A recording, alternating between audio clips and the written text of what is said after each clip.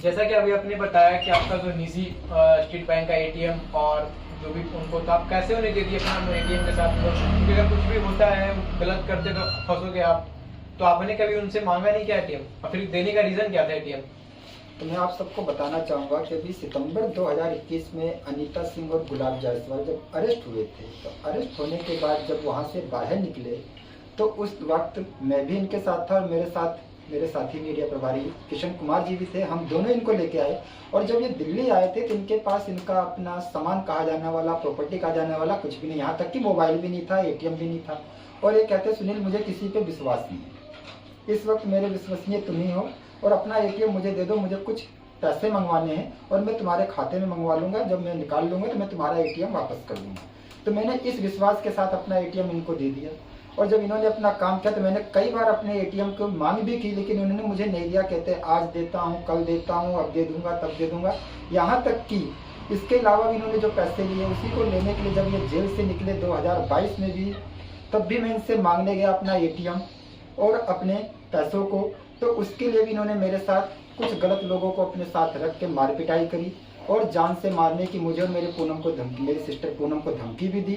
मैं किसी तरीके से वहाँ से जान बचा के दिल्ली भाग के आया और ये उन्होंने कहा कि मैं दिल्ली से भी तुम्हें उठवा लूँगा, पूनम पाल और सुनील पाल तुम्हें मैं छोड़ूंगा नहीं कहीं का, और दिल्ली में भी मुझे टॉर्चर कर रहे हैं, धमकी दे रहे हैं और जान से मारने की या कहीं पे बाहर आने जाने के लिए मुझे बार बार प्रताड़ित कर रहे हैं। और आज जिसके लिए मैं यहाँ महिला महाशक्ति के हेड ऑफिस में आया हूँ और यहाँ पे आने के बाद मैं अपनी दास्तान, अपनी आप बीती सुना रहा हूँ। और यहाँ के जो संस्थापक हैं, हमारी जो राष्ट्रीय अध्यक्ष हैं आरती बत्रा जी, हमारे दिनेश बत्रा सर जी, हमारे चौधरी उत्तम कुमार गिहारा जी, दया उत्तम गिहारा जी और साथ ही अन्य महिला महाशक्ति के अधिकारी, उन सभी से मैं दरखास्त करूंगा कि मैं भी इसी दिल्ली क्षेत्र का नागरिक हूं और आपकी छत्र छाया में मेरे और मेरे परिवार को इनसे बचाया जाए। और साथ ही साथ में जो प्रशासन है उनसे भी मैं यही दरखास्त, यही अपील करता हूं कि मुझे और मेरे परिवार को इनसे सुरक्षित रखा जाए और मुझे न्याय दिलाया जाए।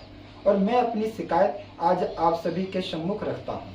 और रही बात अनीता सिंह, जो इस देश की बेटी बनती हैं, देश की गौरवान्वित अपने आप को महिला बताती है और महिला शक्ति की राष्ट्रीय अध्यक्षा अपने आप को बताती है, तो मैं उनसे कहूँगा कि जो महिला अपने पति, अपने माँ बाप, अपने बच्चों की नहीं हुई, वो देश समाज की क्या होगी। और अनीता सिंह, आप मेरी सिस्टर को गाली देती हो, बहुत उल्टा सीधा बोलती हो, तो एक बार अपने गिरेबान में झांक के देखना, क्या ये सारी खूबियाँ आप अपनी दूसरों पे नहीं डाल रहे हो?